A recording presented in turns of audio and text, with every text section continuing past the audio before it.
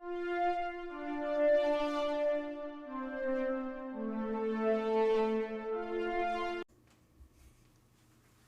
are happy to announce that this episode of the SWW show is partially brought to you by Humble Bundle. Well, not really. We are part of the Humble Bundle referral program, and we just wanted to say that if you like really cheap games and maybe helping charity pending the Humble thing going on, all you have to do is go to humblebundle.com/partner equals SWW. That's right, humblebundle.com/partner equals SWW. And you just do your normal stuff, and it just kind of helps us get a couple bucks here and there. Maybe it helps AJ get his lights, maybe it's Mike camera, maybe we actually pay Corey for helping us out. But again, if you're going to go buy games anyway, it might be worth checking out. Hello everyone, and welcome back to these interview episodes of the SWW show. I'm Mike, and today with me a special guest from decently around the world. To get us started, do you mind introducing yourself and the game we're here to talk about?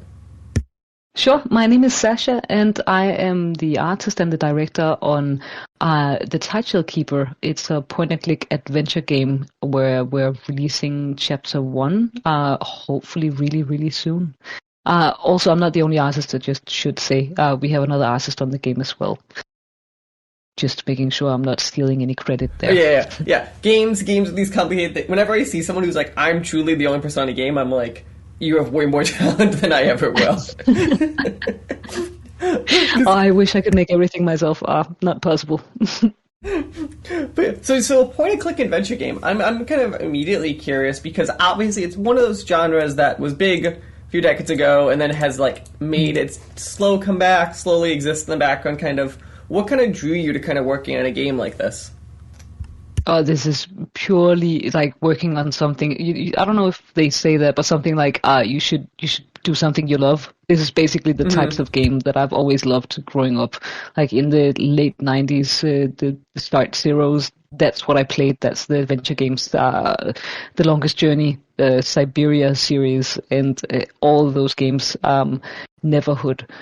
And a bit of the later Monkey Island games as well, all of that. So I'm hugely inspired by the games that I love myself when I play. I don't think I would be able to make a game that I wouldn't love playing myself when it comes down to it.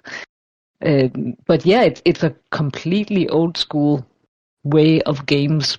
But I think what draws me to them is the fact that it's so focused on story and puzzle elements.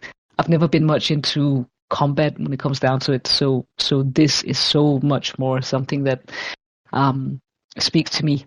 And then I think there is a market for it still today, though it's definitely a lot smaller than it was in the late 90s. It's an interesting market, because I definitely agree with you saying there is a market, but it's definitely one of those markets I feel like has a super high floor, but a super low ceiling. Like, you have a general idea of, like, if one of these hit, it's pretty easy to figure out, like, where it's going to fall from a sales point of view and how big the audience can be, but there definitely is that base layer a ton that always seems like, hey, we don't get enough of these, so when one comes out, it really helps. Yeah, and also you're stuck playing the games that are there, and if there's only 3 games when you played them once, you can't really play it again because it's, well, you can, but it's the same story you'll be playing once more. So if you're a huge fan of adventure games, then, or these point-and-click adventure games, you're going to constantly need new content. So even though you have a small group of people maybe playing it, then you still have a lot of people that are always craving new content, I think. I think you're 100% correct. But let's kind of dig in. So you said you're an artist on the team on Tideshell Keeper. Yeah. And can we discuss when you say an artist, obviously there's a few different pieces I can kind of see in the game. A lot of what was kind of the big things you kind of touched, or you talk about kind of your inspirations, kind of making them.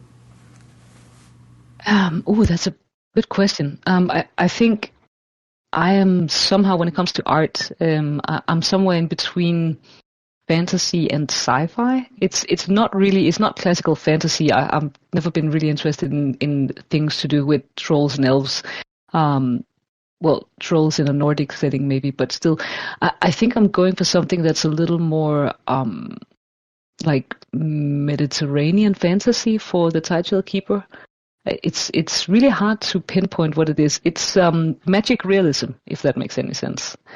So I think the art style tries to go in that direction as well, that it's sort of close to reality, but still has a layer of it's reality, but not really. So how would And you? then I think, yeah. If we don't talk about that kind of stuff, I just kind of I picture a lot of trying to think what would fit that art style. But you said where it's like it's realistically, but it's not kind of like if imagine I'm like walking in a town, right, and you're trying to explain that to people. Kind of what would you kind of point to of like what's there like maybe some of the storefronts be weird, whether it be a few vendors that have disproportionate features. Like kind of how would you describe that like that line you're kind of walking? Like mostly, like I would probably say it's like 90%, 95% our world, but then just with a hint of something else on top of it. So if you're walking through a market, you have the usual fish vendors. It like imagine a small Italian village, and in this market you have fishmongers, and one of them is selling these frilled sharks, which is an actual animal that lives really down deep into the ocean, but you wouldn't usually sell these fish. I don't think you eat them, but these are some of the things that they sell. And then next to that, you might have a giant fish that you've never heard of. Like we have these fishmongers selling ikma fish, we call them, which is not a real thing. It comes from a place that doesn't exist in the real world. So it's constantly on the verge of this is a place where it could be real, but it's not, I think. Mm-hmm. If I'm not making any sense at any point, just no. let I me think know. I understand what you're saying. I do think that actually makes some kind of sense there. But no, that's I think it's a very interesting world, right? Because especially when you want it to be that like hint of realism there, because always it's I think super easy to fall into the fantasy line once you start going down there. I'm kind of curious if you guys had any problems where you had to like pull it back, kind of during development. Like, no, this got too unrealistic. Not too much, but the thing is, I wrote the story as well, and directed the thing. So I've sort of got myself to. I've only what's the word for it? I can only blame myself if something goes too much in one direction. No, I don't think we ever stepped over the line, but I think I've also got a very clear idea of what I like and what I don't like when it comes to fantasy. So, for example, if all of a sudden there is something that you could only describe by saying it's magic, then that wouldn't fit into this world. There has to be some sort of a little bit of a hint of logic behind something. So if there is an object, for example, this is called the Tideshell Keeper. That's because it's, spoiler alert, about something called a tideshell, which is a bit of a magical element, but not so magic that it's magic and we don't need to explain it. There is a little bit of an explanation behind how this thing works. If you want, I can briefly explain what it's about. Yeah, let's jump right there. Yeah? All right. So it's this shell. Is it called a conch shell? Yeah, that'd be. I'm assuming that's. A conch is a type of shell. So yeah, it's the way it's talking to, or the stuff you a lot of times you'll see in fiction. Exactly. So it's one of those sort of a thing. But the thing is that when you pour from this, you can keep pouring out water indefinitely, and if you put it into water, you can keep collecting water into it indefinitely. And I'm not going to spoil how the whole thing works, but there is some sort of an explanation behind it. It's never just said it's magic. And I think that's where I draw the line when it comes down to these things. I want things to make sense. I need there to be some sort of an explanation behind things, even when it's not always spelled out. It's just, I need to know. As the writer, I need to know how things work and why they work the way they do. I think that makes a kind of a lot of sense kind of when you think of that mechanically. So let's just talk about this, right? So you said it's the story revolves around on this conch shell that like infinitely can pour water. Was that like you researched, like obviously I think of a lot of cultures have like a great flood myth or early story, or like was there any other kind of things you kind of pointed to and kind of thinking of this being the like linchpin of the story? I think that's the main inspiration, because I love these old flood stories. And the funny thing is, it's not just Noah's Ark and in the Bible. It also goes all the way back to the what's it called, Sumerian Yeah, no, I don't think people and period. realize the flood stories are one of those things that are in a lot of cultures. It reminds me a lot of ways. I don't know if Exactly. you've researched in a lot of cultures point to something akin to a dragon, and that's why it's always this confusing thing. Really? Like, yeah, we're like, why do multiple cultures across the globe point to this like single thing and like have similar stories? Yeah, it's really interesting, right? I know of there are the people in Nepal that has a flood myth. There are people in I think the Hawaiians have a flood myth. Everywhere around the world, doesn't matter where you are, there is probably a flood myth. And you could say logically, there has probably been floods everywhere in the world. So at some point there should have been one in every place, and that's why you have some sort of a myth about it. But they are surprisingly similar sometimes. And I love that. So, whoops, my computer just went out. Are you there? Yeah, you're still good. You're still good. Good, thanks. I just moved house, so everything is a little shaky right now when it comes to internet. So sorry if it cuts out. No, so no, I love these flood myths, and I love the fact that the Bible isn't the only one. That's the one we all know in the Western world, but even that is based on some older traditions and storytelling.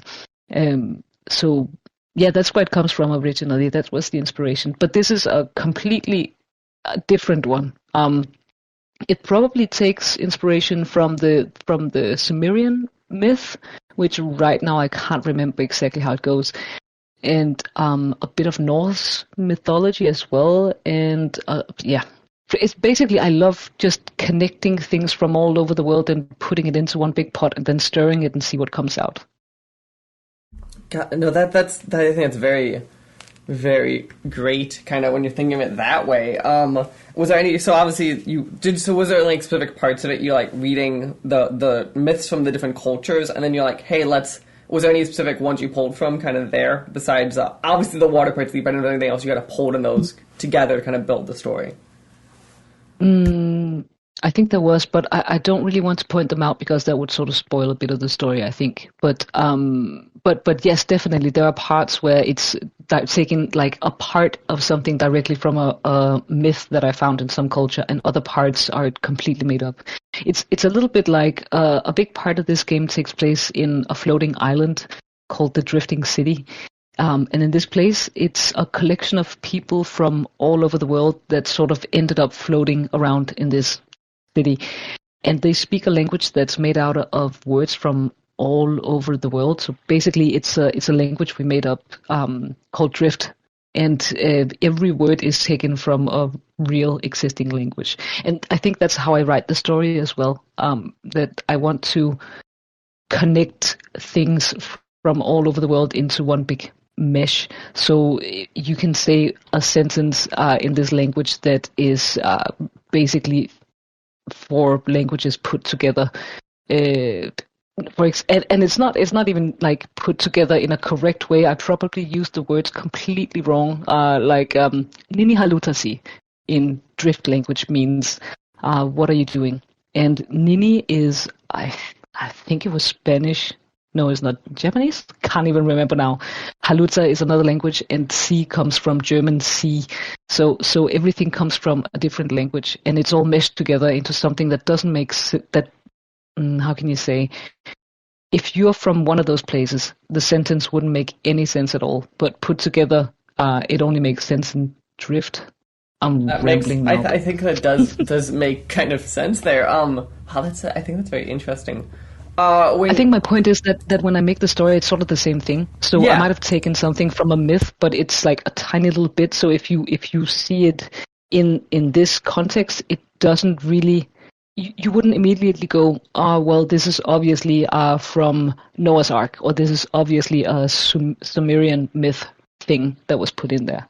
I actually want to dig in if you don't mind for a second on the. You said you helped to craft your own language, the language kind of there. How did you pick the languages kind of that you merged? Kind of, you said there was German. You said I know you said a few others kind of in there. Like, was it just like, hey, I'm looking when I'm reading these resources? Was it just, hey, I've already found these languages, how they say things unique? Kind of like, how did you come up with which ones you chose? So it's sort of I don't know if you could say it was a cheap way, but I basically went to Google Translate And then so I took how it started was I found out like what are the 100 most used words in every language. So the words that you will need in most languages are, and those are stuff like food, yes, no, hello, things like that. Then I Google translated them and found words that sounded like they belong to the same language. So this language is very vowel based and very O-R-E. So no harsh ha sounds or STH sounds. And then I basically translated those 100 words, then started writing the script. And whenever I found a sentence where I need something new, I'd add a new word. And it's basically going through Google Translate and going, okay, what is the word in Latin? What is the word in Spanish? What is the word in Haitian? Haitian? Anyway. Haitian? Is that that's from Haiti. Yeah, I would think of it as Haitian. I think was what we'd say. Haitian. Yeah, I think we say Haiti, and I know Haitian's a nationality. I do not know if that's the language, but that is roughly. Oh, well. I've always heard it say, at least in English, is Haitian. I'm pretty sure we have some Haitian words in there as well. Wow, but yeah, that's basically how it came up, this language, and then we used the grammar from Latin languages where you have the what is it called, the part of the word that says what you're doing. So I speak, for example, is connected to I. So in Spanish that would be hablo, I speak. Right. And if I say you speak, it would be hablas. So the last part of the word is basically who is doing the thing, and we use that sort of grammatic way in Drift language as well. So we had some sort of an anchor point for the grammar. So we just made it our own. So we still write it. For example, if you say in Drift, I see, you see mira a, and if you say you are watching something, it's mira si. So there was a little bit of grammar, but not too much. We didn't want to spend too much time on that. Just enough for it to sort of make sense when it's spoken by these people. No, that makes sense. I'm kind of curious, right? So as you're talking, right, this is the language you kind of see as you walk around the world.